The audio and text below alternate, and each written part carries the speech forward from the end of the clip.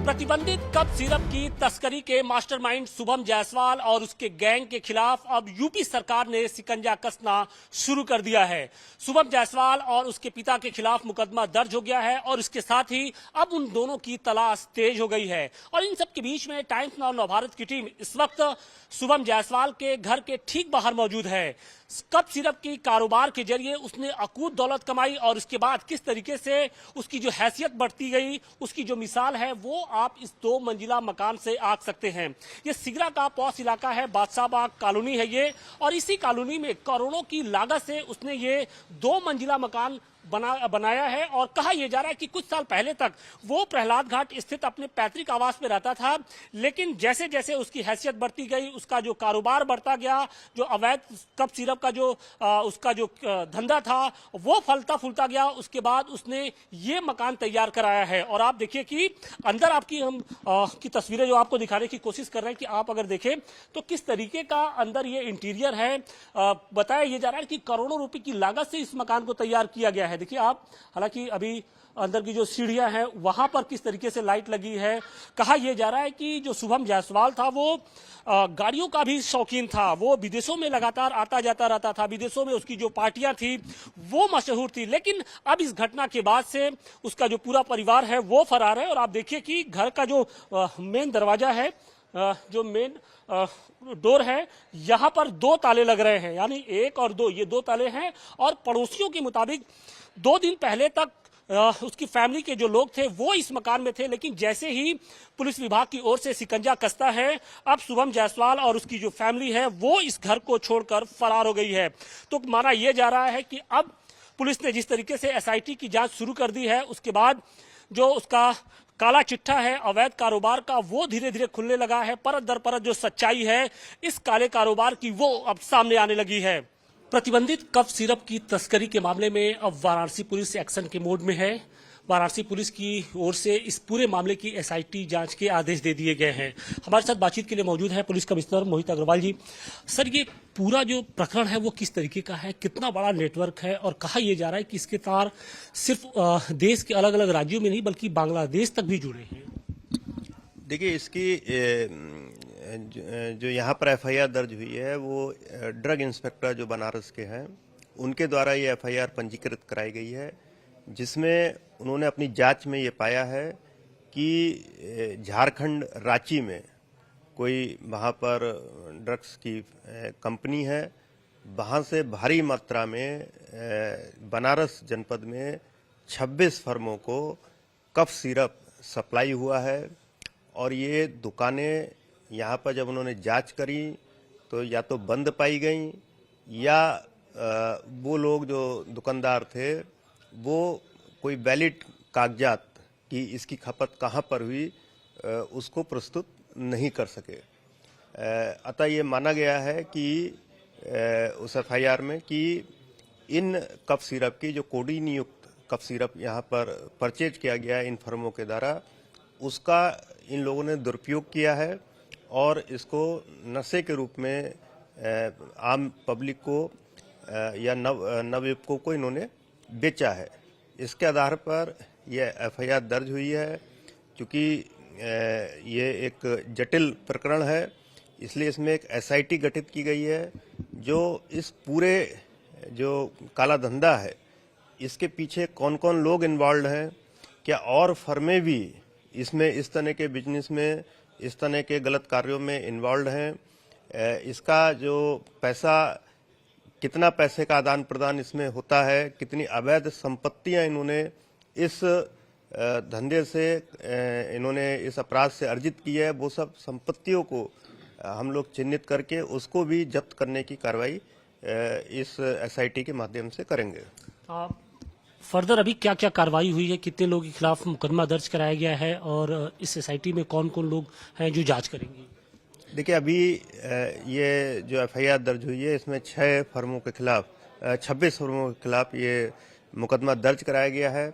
SIT एक IPS अधिकारी के नेतृत्व में, जो एडिशनल हमारे डीसीपी हैं काशी क्षेत्र के, उनके नेतृत्व में ये एसआईटी बनाई गई है। इसमें जो हमारी सर्वेलेंस टीम है और जो एसओजी है वो भी इसमें टीम का सहयोग करेगी। और पूरा इसमें टेक्निकल जो चीज़ें हैं वो ड्रग विभाग जो यहाँ पर है उनके सहयोग से ये विवेचना की जाएगी। कहा यह जा रहा है कि जो इस फर्म का जो ये सैली ट्रेडर्स है उसके जो मालिक हैं उनके तार बनारस से जुड़े हैं। काफी कम समय में उसने बहुत अकूत दौलत कमाई है। कहा जा रहा है कि 100 करोड़ रुपए के आसपास की जो संपत्ति है जुटा ली है। तो क्या उन बेनामी संपत्तियों की भी जांच कराई जाएगी? जांच के दायरे में और कौन कौन से लोग हैं? देखिए, अब ये पूरी डिटेल जांच होगी जिसमें हम लोग पूरे जो ये तंत्र फैला हुआ है, चाहे वो हमारे जनपद में हो, अगर हमारे जनपद के लोग अन्य जिलों में भी या अन्य प्रदेशों में भी इसमें अगर इस कार्य को कर रहे हैं तो उस पूरे नेटवर्क का हम लोग पर्दाफाश करने का प्रयास करेंगे और जो भी अवैध संपत्तियां हैं उसको जब्त करेंगे। एक अंतिम सवाल कि क्या जो ये फर्म है जो ये कफ सिरप यहाँ पर बेचे जा रहे थे प्रतिबंधित तौर पे, उसके तार क्या जो मध्य प्रदेश में पिछले 2-3 महीने पहले जब वो जो कफ सिरप वाला कांड हुआ था जिसमें बच्चों की मौत हुई थी उससे भी कुछ जुड़ रहे हैं क्या? देखिए, अभी ऐसा कोई एविडेंस हमको नहीं मिला है, ना ही एफआईआर में जो औषधि विभाग के द्वारा जो एफआईआर दर्ज कराई गई है उसमें भी इस तरह का कोई जिक्र नहीं है। जैसे जैसे विवेचना आगे बढ़ेगी यदि कोई एविडेंस मिलेगी तो निश्चित रूप से फिर आपको बताया जाएगा। शुक्रिया बातचीत के लिए। तो ये थे वाराणसी के पुलिस कमिश्नर मोहित अग्रवाल जी, जिन्होंने साफ तौर पे कहा कि इस पूरे मामले की अब एसआईटी लेवल की जांच कराई जा रही है और जो भी लोग इसमें शामिल हैं उनके खिलाफ कड़ी कार्रवाई की जाएगी। प्रतिबंधित कफ सिरप की तस्करी को लेकर प्रशासन का शिकंजा लगातार कसता जा रहा है। अब ड्रग्स विभाग भी लगातार छापेमारी कर रहा है और इस वक्त देखिए सप्तागर मंडी में भी एक दुकान पर ड्रग इंस्पेक्टर यहाँ पर मौजूद हैं और दवाओं का मिलान किया जा रहा है कि जो दवाएं वहाँ से आई थी क्या उसकी सही तरीके से उसको बेचा गया या नहीं बेचा गया। तमाम तरह की जो चीज़ें हैं उसकी इस वक्त जांच की जा रही है। जुनाब अली साहब हमारे साथ हैं, ड्रग इंस्पेक्टर हैं। सर, ये पूरा प्रकरण क्या है और किस तरीके से अचानक ये पूरा मामला सुर्खियों में आया? ये प्रकरण ऐसा है कि हमारे हेडक्वार्टर से लखनऊ से एक लिस्ट भेजी गई कि मेसर सैली ट्रेडर्स रांची से वाराणसी और अन्य जनपदों के लिए सप्लाई हुई है कोडीन कफ सिरप फेंसिडिल ब्रांड का, एबर्ट कंपनी का, तो भारी मात्रा में आई है। तो उसका वेरिफिकेशन करने की बात आई कि पहले उनको वेरिफिकेशन कर लिया जाए कि एक्चुअल में वो सप्लाई प्रॉपर हुई है कि नहीं हुई है। तो उसी के रिगार्डिंग हम लोग जांच कर रहे हैं। ये किस तरीके की इसमें अनियमितता की बात कही जा रही है? कहा यह जा रहा है कि सैली ट्रेडर्स की ओर से जो दवा यहाँ पे सप्लाई की गई वो दूसरी जगहों पे खपाई गई है और इसकी जो संख्या बताई जा रही है लगभग 90 लाख सीसी के आसपास बताई जा रही है। नहीं, इसमें बल्क में तो आई है, लाखों में आई है। अब इसी की जांच हम लोग कर रहे हैं कि मान लीजिए जो बिलिंग एक पर्टिकुलर फर्म को हुई है एक्चुअल में वहां से आके फिर किसी और फर्म को गई है या डाइवर्जन तो नहीं कर दिया गया, वही मिलान किया जा रहा है। इसी के लिए ये पूरा अभियान चलाया जा रहा है। आप लोग की ओर से बनारस में कितने फर्म्स को नोटिस भेजा गया है, कितने के खिलाफ शिकायत दर्ज कराई गई है? अभी तक जो पहले राउंड में 26 फर्मों की जांच की गई थी उनके खिलाफ एफआईआर की गई है। उसके आगे और भी 10-12 फर्मों की जांच की गई है और अभी हम लोग कर रहे हैं, वेरिफिकेशन कर रहे हैं और जैसे ही उसमें कुछ अनियमितता पाई जाएगी तो अग्रिम कार्रवाई करेंगे। इन फर्म में किस तरीके की अनियमितता है, क्या है? अनियमितता यह है कि कुछ फर्म जो है मिली नहीं, वो एब्सकॉन्ड कर गई, भग गई। इसका मतलब कहीं ना कहीं उनमें कुछ कमी है कि जिसकी वजह से वो भाग रही हैं। उनको मतलब वो फॉर्म रजिस्टर्ड है लेकिन मौके पर जब फिजिकली उनका वेरिफिकेशन किया जा रहा है तो वो मौके पे है ही नहीं। जी, वहाँ मौके पे नहीं है या बंद उनके नाम पर बाकायदे दवाइयाँ वहाँ से सप्लाई की जा रही है। सप्लाई की गई है, वो फॉर्म में बंद है। तो वही उनके मालिकों को बुला के वेरीफाई करने का, अगर जो आपने मान लीजिए 10,000 बोतल खरीदी है तो आप किनको बेचे हैं, प्रॉपर हमें रिकॉर्ड दिखा दीजिए। एफआईआर भी इसी के रिगार्डिंग हुई है कि पुलिस उसकी इन्वेस्टिगेट कर लेगी, क्योंकि काफी संख्या में फॉर्म है तो एकदम से नहीं हो जाता, टाइम लगता है इसको। ये है इशू।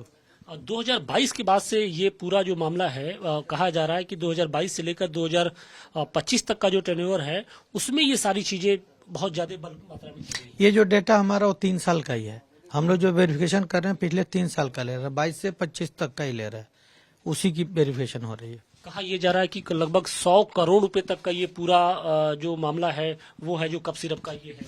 नहीं, ऐसा आंकड़ा हम लोगों ने नहीं कहा, मतलब जहां से भी आई हो।